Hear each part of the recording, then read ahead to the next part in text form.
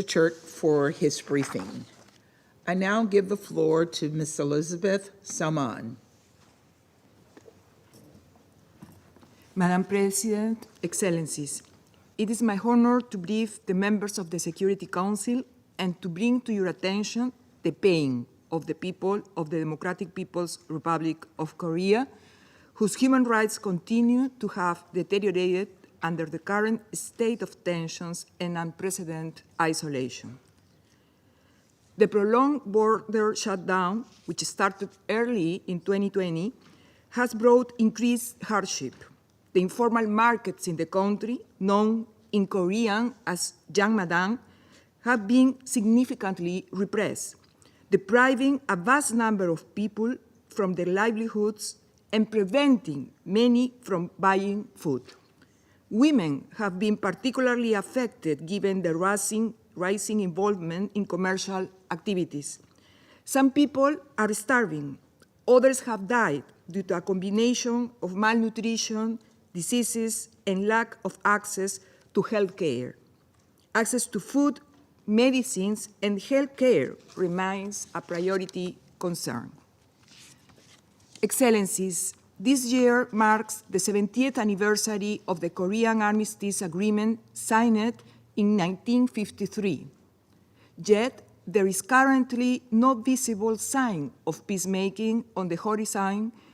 On the contrary, the frozen conflict is being used to justify continued militarization within the DPRK with devastating effects on its people. Songun, the military-first policy, gives priority to the allocation of resources to the military, thereby reducing the limited resources for respecting and fulfilling the people's human rights.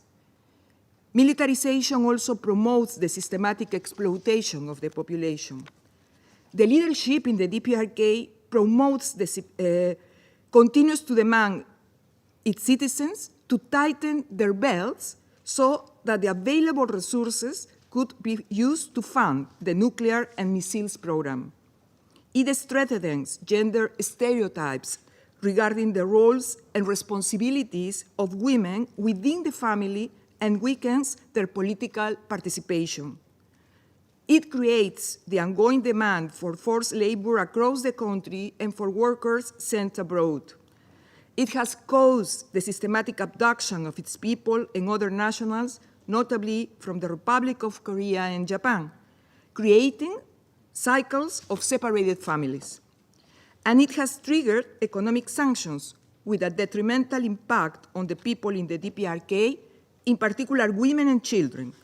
The international community must look again at the use and impact of such tools. My particular concern is the situation of women and girls. Women are detained in inhuman conditions and are subject to torture and ill treatment, forced labor, and gender-biased violence by state officials. Female escapees who are forcibly repatriated to the country are subject to strip searches and invasive body searches, aiming at searching for money hidden in their body cavities and genitals. Gender violence against women, including domestic violence and sexual violence, is prevalent, and impunity is widely accepted. Victims, survivors, have no access to reporting or protection mechanisms. Third countries must refrain from forced repatriation, complying with the principle of non-refoulement, which is customary in international law and applies to individuals at risk of being subject to torture and ill treatment regardless of their migration status. Madam President, Excellencies, I strongly encourage the members of the Security Council to consider peace beyond the absence of violence or fear of violence.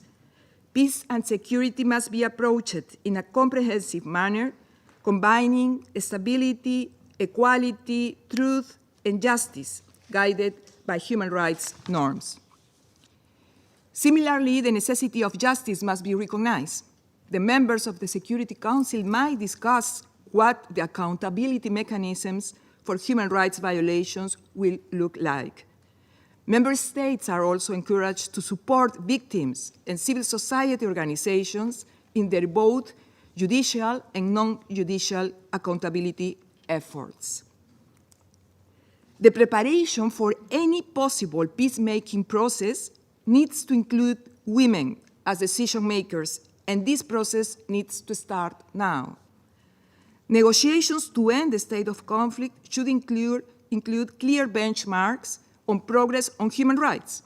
For instance, a set number of country visits each year by special procedures mandate holders, which include access to detention facilities.